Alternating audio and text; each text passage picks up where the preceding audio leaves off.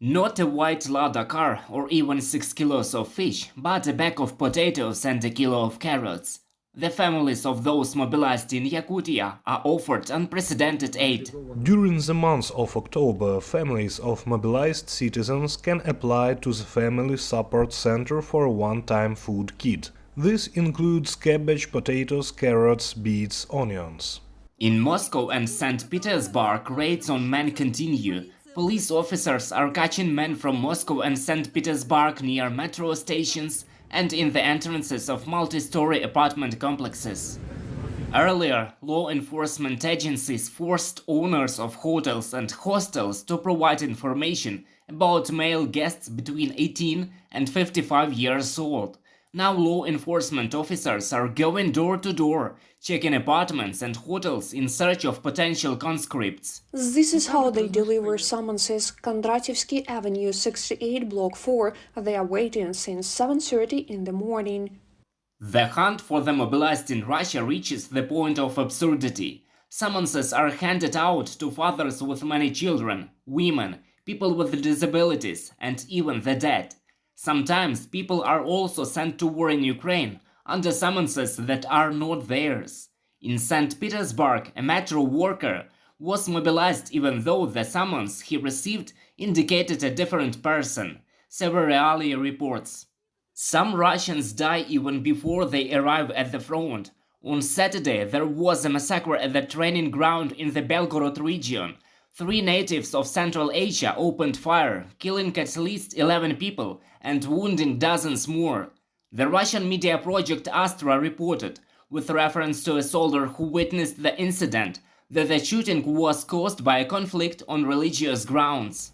Both at the beginning of the war and now people without Russian citizenship are actively trying to be recruited for the war, but the news now is that it is exactly summonses and mobilization orders that have appeared for people who have never had Russian citizenship, and each time they are forced and each time it is physical violence.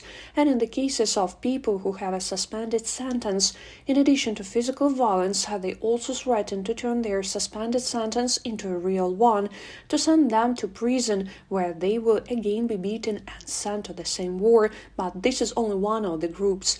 Valentina Chupik, human rights activist and head of the Tonja Honi Foundation, in an interview with Current Time. The first deaths at the front of newly mobilized Russians were also discussed in the Russian Federation. In just a few days, 7 deaths were reported in the Krasnoyarsky Krai. 4 of them were killed in the Kherson region. The youngest was only 23 years old.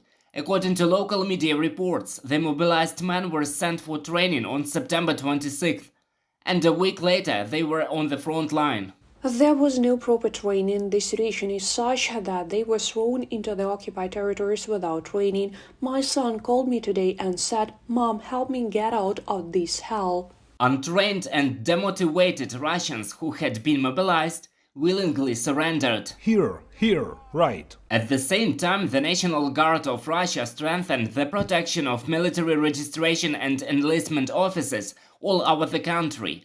This is due to the increasing number of attempts to set them on fire.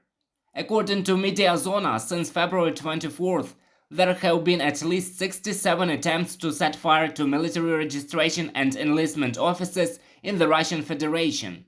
Of these, 33 occurred after the announcement of mobilization in Russia. In 47 cases, it was the buildings of the Ministry of Defense, military registration and enlistment offices. While the National Guard of Russia is patrolling military facilities, residents of Moscow buildings are forced to free their parking areas from cars and personal belongings, as they will be equipped as bomb shelters, the publication Important Stories informs. Reported by Roman Smoler, Yulia Granovska, UATV News.